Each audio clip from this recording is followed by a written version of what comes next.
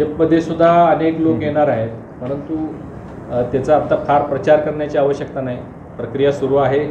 अनेक लोक येणार आहेत. आमच्याकडेच मूळ आमची संख्या जास्त आहे. त्यामुळे नवीन घेत असताना एखाद्या प्रभागातील व्यक्ती घेत असताना तिथं आपला कोण व्यक्ती दुखावला जातोय का याचीसुद्धा आम्हाला थोडीशी काळजी जास्त घ्यावी लागते. कारण गेल्या निवडणुकीमध्ये आमचे 34 नगरसेवक होते, म्हणजे जवळजवळ 50% थोडे कमी, आणि आमचे 8 सदस्य हे 300-400 मताच्या यानं पराभूत झालेले त्यावेळी होते.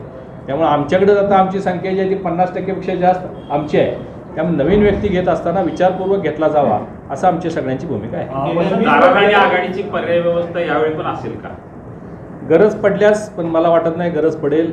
100% कमळ चिन्हावर निवडणुका लढवायच्या अशी आमची भूमिका आहे. गेल्या 20-25 वर्षापासून आपण राजकारणात आहेत. अनेक चढउतार आपण पाहिले. तुम्हाला असं कधी वाटलं की मी राजकारणात एकटा पडलोय, असं कधी तुम्हाला वाटलं? अनेक वेळा असे प्रसंग आमच्यावर आलेले आहेत.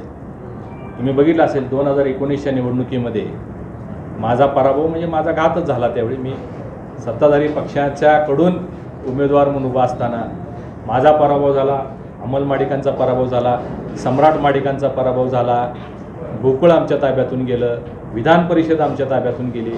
पण आम्ही असं कधी म्हणजे आम्ही म्हणत बसलो नाही की आम्ही एकटं पडलो आहे. ते प्रसंगानुसार त्या परिस्थितीनुसार लोक आपापला निर्णय घेत असतात. मी नेहमी सांगत आलेलो आहे की राजकारणसुद्धा हे एक कालचक्रासारखं आहे.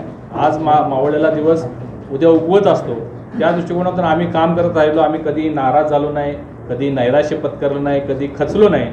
काम करत राहिलो तर लोक आपल्यासोबत राहतात. याचं उदाहरण आपल्याला पाहायला मिळालं की मी पुन्हा खासदार झालो, अमल आमदार झाला, आता गोकुळसुद्धा पुढच्या वेळी ताब्यात येईल, विधान परिषद भाजपकडे येईल. या सगळ्या गोष्टी तुम्हाला मी म्हणजे नैराश्य न काही लोक निराश होतात, नाराज होतात, TV फोडतात, गाव सोडून जातात.